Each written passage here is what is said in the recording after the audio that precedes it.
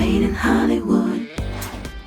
Against all odds, Dylan O'Brien sets out on a quest to find his long-lost girlfriend in the post-apocalyptic adventure Love and Monsters on Premium Video on Demand.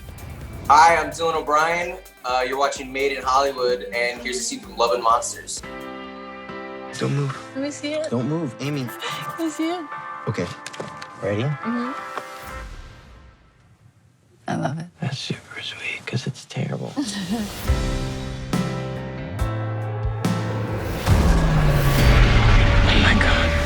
He has this really like youthful and boyish thing about him still, right? Like in these really fundamental ways. Like he was a teenager the last time he lived a normal life, and he's been in a bunker ever since. So he's sort of like 7 years behind. He's not exactly like going out on the food runs, supply runs, or like, you know, fighting the monsters who breach or anything, you know? So like he has this longing, you know, for to really like to live this life that he feels that he never might get to live. That was one of the appealing points of the script, was how original it was and how it blended all these stories together. It's like a Pixar film, but in real life. I was trying to find a bit more of that kind of balance where it doesn't get too horror. It sort of stays more thriller and like adventure than it does go into sort of creature horror. Only a small fraction of humanity survived and moved underground.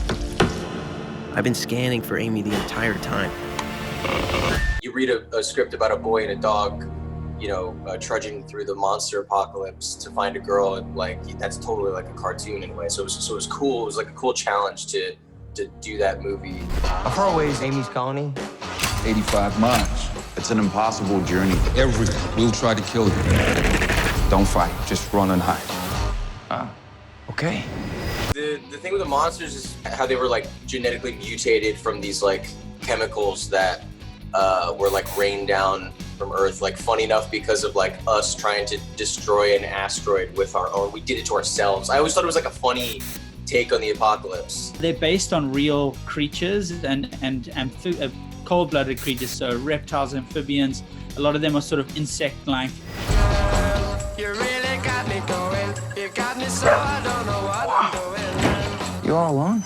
Me too. You don't have to talk about it. Going into it, I remember thinking like, oh, this is gonna be interesting. I've never like worked with a dog before. Like, is it gonna be one of those things where I can't even like actually interact with it like a dog, you know? Like, is that gonna distract him? Like, does he need to be hyper-focused? I didn't know what the environment would be. If Boy did something interesting, then, you know, Dylan would sort of just be in that moment with him, you know, to sort of bring that to life and just act like two actors. My homework for like 2 straight weeks was like getting really close with this dog. It was like incredible.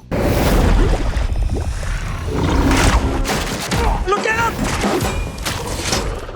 Is that a samurai sword? Yeah, it is. Yes, it is. I came to this role going, I don't want to make her seem like a martial artist. I don't want her to be some super well-trained action hero. I want it to feel more real. I think they called me to tell me like not to work out, which I thought was really funny because I think they had a very different idea of me than I was like, yo, yeah, sure, I'll stop my intense routine.